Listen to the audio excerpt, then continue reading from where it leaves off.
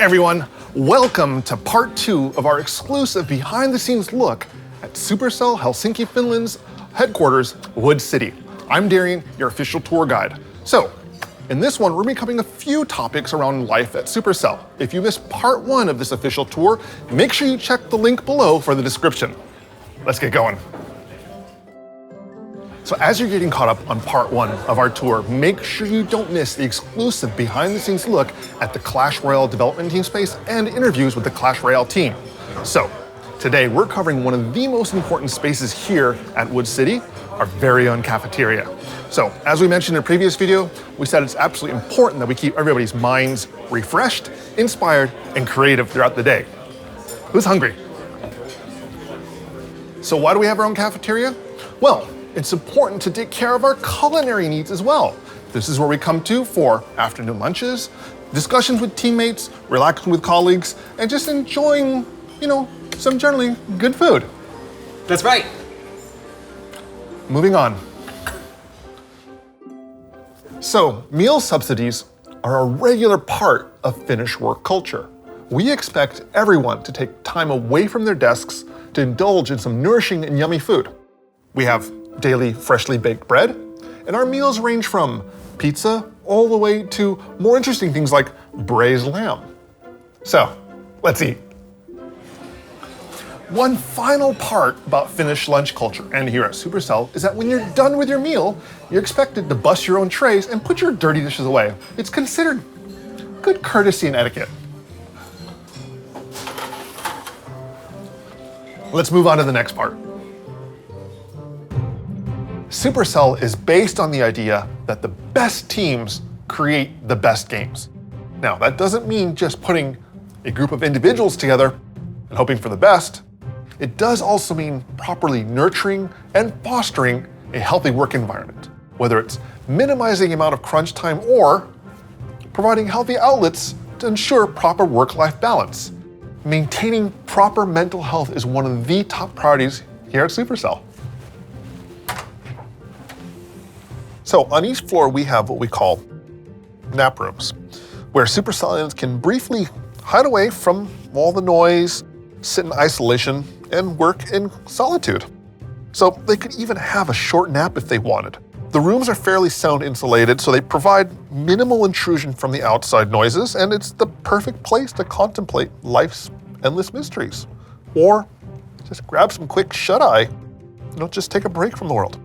Now, excuse me, I'm in the middle of a clan war attack, and I really want to 3-star this base. I'll see you later.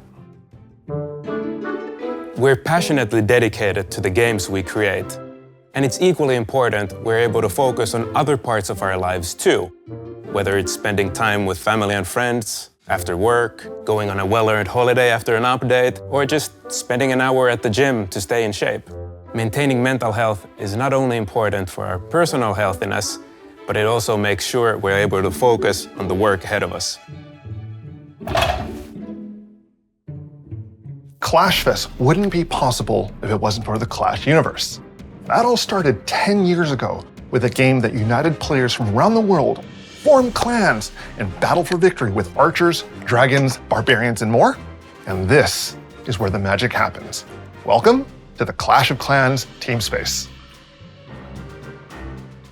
Even though we're hard at work on the next update for Clash of Clans, we've managed to steal a little bit of their busy time to sit down with them, talk about what they do, and why they love working on this game. What does an art producer do, actually? Kind of a general purpose problem solver. So I just listen to the team, figure out what they're having problems with, and try to help them fix it. And what are you currently working on? Right now, it's a lot of organization of outsourcing for external partners working on cosmetics. So kind of streamline that.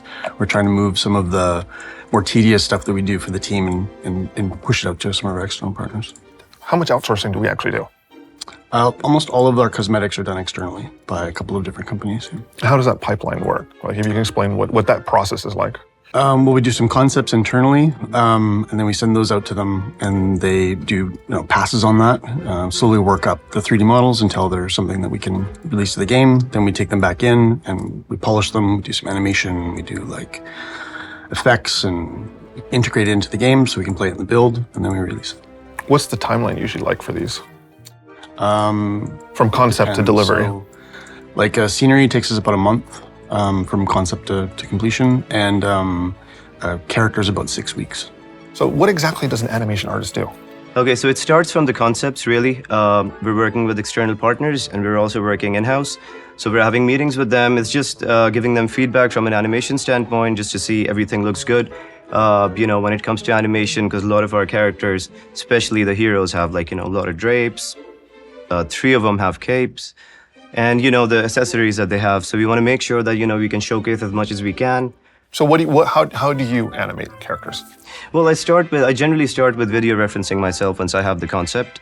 I video reference myself, and then I bring it into Maya, and then I start blocking, which is just step mode, just to see how the poses are looking, and then from there I kind of spline it and go from there to polish, really. And it takes about, I would say, a week and a half per skin. And how many skins do you usually work on at a time?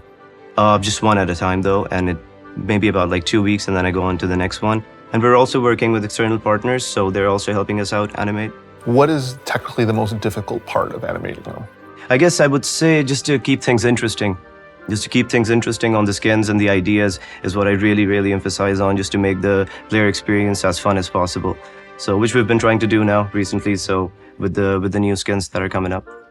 What do you think is the most rewarding part of seeing your characters animated? Yeah, I would have to say that it's the community's reaction that you get to see, that we hear from the community managers. It's really rewarding to see players enjoying the characters that we're animating, and that's what we're trying to do, make it more fun for them, So what exactly is a game artist? He's a guy, a girl, who does all the in-game art content. So buildings, characters, effects, it's a broad area to work on. So what parts of the game have you worked on? I worked with basically every part. Currently I'm working on cosmetics, just adding a final touches for the Clash Fest scenery.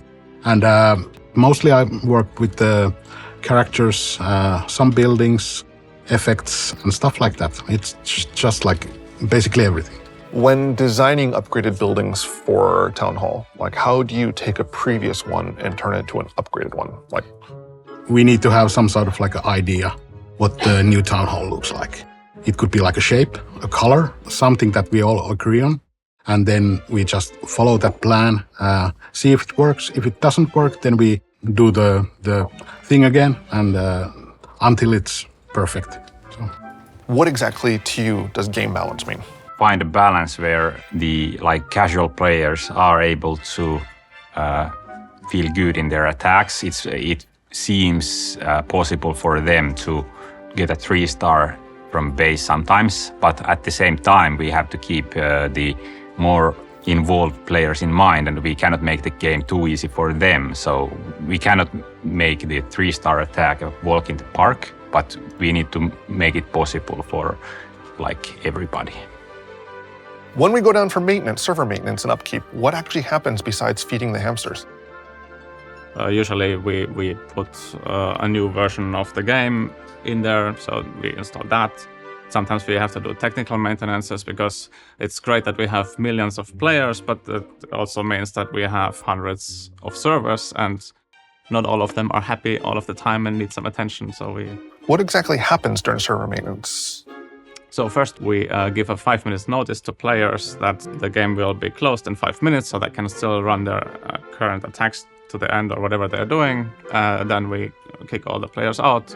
We do on the servers whatever we need to do, and then we restart the whole thing. What's been the scariest part of working on the servers? What's been the most terrifying moment as a server engineer? I think the most terrifying moment is always when you do some modifications on the database, and because you don't want to accidentally delete something, and then everybody who has been playing Clash for 10 years is like, oh, where is my game? For this last interview, we are sitting down with the newest member of the Clash of Clans team. What's your name? No, because seriously, I have no idea who you are. I'm Adria, new community manager for Clash of Clans. Nice to meet you, and nice to meet you, Darian, by the way. How long have you been with Supercell now? Actually, this is my second day here. 2 days! Yeah, man, I'm the new kid on the block here. So, what are you looking forward to as far as being a community manager? I hope to be able to be a bridge between the players and all the community and the developers team and Supercell, basically. And what about being a community manager excites you the most? I would say being in the middle of lots of teams, interacting with the players on social media or with content creators or with fellow community managers who are more experienced and probably they know a lot more than me. So I'm here to learn from you and you're my teacher here. So are you ready for the intense barrage of update questions coming from the community? Okay, I think this is not what I signed for, but It is exactly what you signed for. okay, yeah, I'm ready. I'm ready for everything that you want me to participate in. One last question.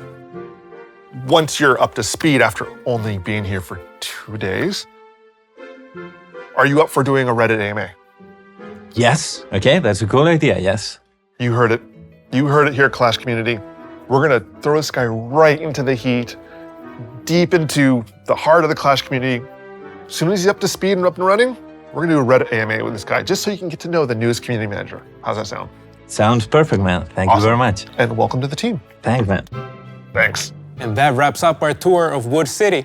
Thank you for joining us. We hope you enjoyed this exclusive tour of the Helsinki office of Supercell. And we hope you've enjoyed the festivities of Clash Fest. We're so happy that we can once again host an event with our players, fans, and content creators. Thank you for being a part of this epic journey. We hope to see you guys again real soon. But until next time, moikka!